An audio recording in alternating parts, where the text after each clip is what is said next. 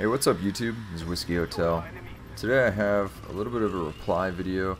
I just watched Blade's video about 8 thoughts on Black Ops 2, things he'd like to see added, and I just wanted to pretty much reply with the same points, what I think of his points, and maybe add a few of my own. You're just looking at pretty standard Black Ops gameplay right now in the jungle, and Blade's first point was the pro perks. He doesn't like that the pro perks are hard to get in the Treyarch games. I think he likes the Infinity Ward style where they just kind of happen. Personally, I don't. I like that you have to work hard for the pro perks. I think it should be something that warrants you having to attempt to get them. And he specifically didn't like people that are forced to play other game modes that they wouldn't usually play, i.e. Marathon Pro. You had to get 15 flag captures and capture the flag. And I don't have a problem with that either. I actually liked that. I had never played Capture the Flag before. I started playing it to get the flag captures. It ended up being probably my favorite game mode on Black Ops. Like, I don't know what it was about it. I just liked it. And for whatever reason, Blade didn't, and that's fine. But it doesn't seem like there's really another game mode that warrants having unlimited sprint in the first place. So I guess that's my point on that. I would like to see him stay difficult to achieve so that it kind of makes the better players get them faster and the not so good players have to try a lot harder to get them. Blade's second point was theater mode. He wants theater mode to be able to be turned off in Black Ops 2. And I would agree with that. I mean, you should have the option. I like the Modern Warfare 3 way of doing it. But my main complaint with theater mode in Black Ops was that it didn't work. It wasn't super reliable. For whatever reason, like, I don't usually record when I just play. I usually just let theater mode catch my gameplays, and then I go back and record them through theater mode. In Black Ops, it was terribly unreliable. I don't know if it was my connection or what, but half the time when I'd have a good game and I'd go look, it would have only recorded a section of the game. And it's like, oh, well, that fucking does me no good. Thanks, Treyarch. Like, prime example, probably my best game I ever played in Black Ops was a 74-3 on Hanoi, and it only recorded 30 seconds of that game. So my best game just didn't work, and I still had to suffer the bad hit detection and added lag from the theater mode. So from my perspective on Black Ops, theater mode was all bad and no good because it didn't give me the ability to capture my footage, and it also slowed down my internet. So I would say that if they make it like it is in Modern Warfare 3, I have no problems with it in Modern Warfare 3, then I'm fine with it. Otherwise, fuck theater mode. His third point was the COD points in wager mode. I definitely like this better as opposed to the weapon XP and attachments and all that stuff. I liked the idea of just being able to buy it right off the bat, but I feel like if they stick with the prestige tokens, they won't do this because a lot of that has to do with weapon XP and unlocking things ahead of time. And actually, I guess they could still do that because you still had to wait to buy things until a certain level. So yeah, bring back COD points. It was better. And wager modes are fun. It'd be sweet if they came up with another game mode just to spice it up a bit. But the way it is, it's still very fun. Nice change of pace. And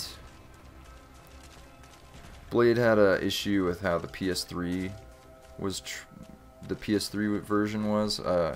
I have no input on that. I only play Xbox, but it seems like PS3 should be the same as Xbox. I don't know what the differences were, but it doesn't really make sense that there were differences to begin with, so should probably straighten that shit out. And his next point was the full party search. He wanted to see if you're searching with a full party, he wants you to be matched up with a full party. I'm assuming he's referring to Search and Destroy, because he plays a lot of Search and Destroy.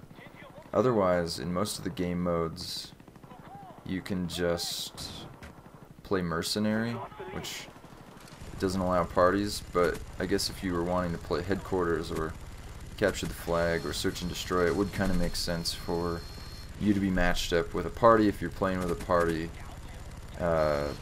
gives a little bit more of a fair playing field to people playing by themselves. But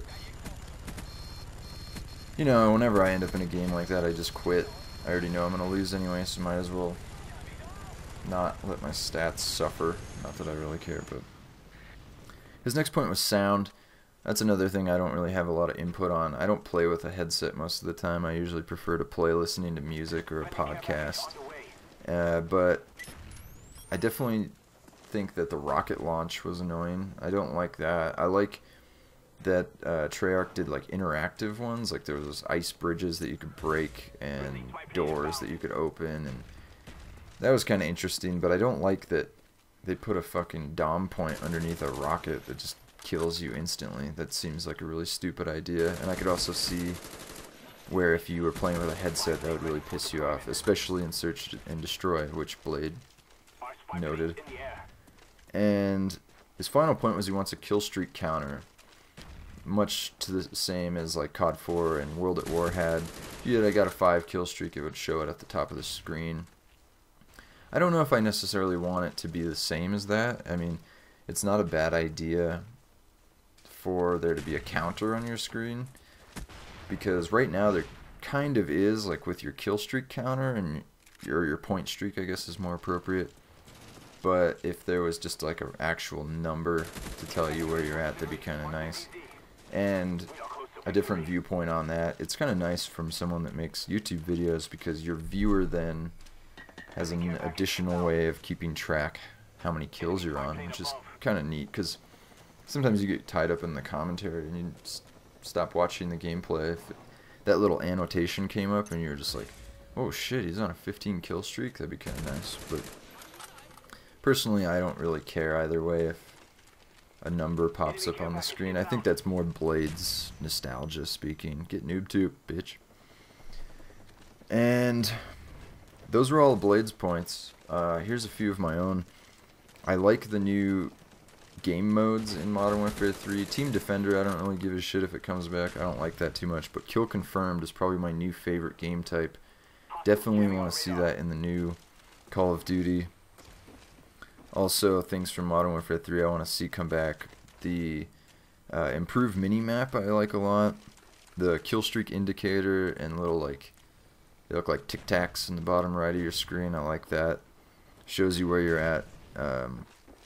Also, the kill streak loadouts attached to classes, I like that a lot. And along the same lines, I want to see the support support loadout disappear entirely. I think that is the dumbest fucking thing ever. I think it goes against everything that Call of Duty has established up until this point. I don't think you can die 15 times a game, and as long as you get 12 kills over 10 minutes, you can get a stealth bomber. Every time I'm on a kill streak and I get killed by a stealth bomber, I want to punt a kitten off of a bridge. But I don't. And so do away with support. Let shitty players be shitty. I don't know what the point of that was. Either do away with it entirely, or make it so that none of the kill streaks can kill anybody ever.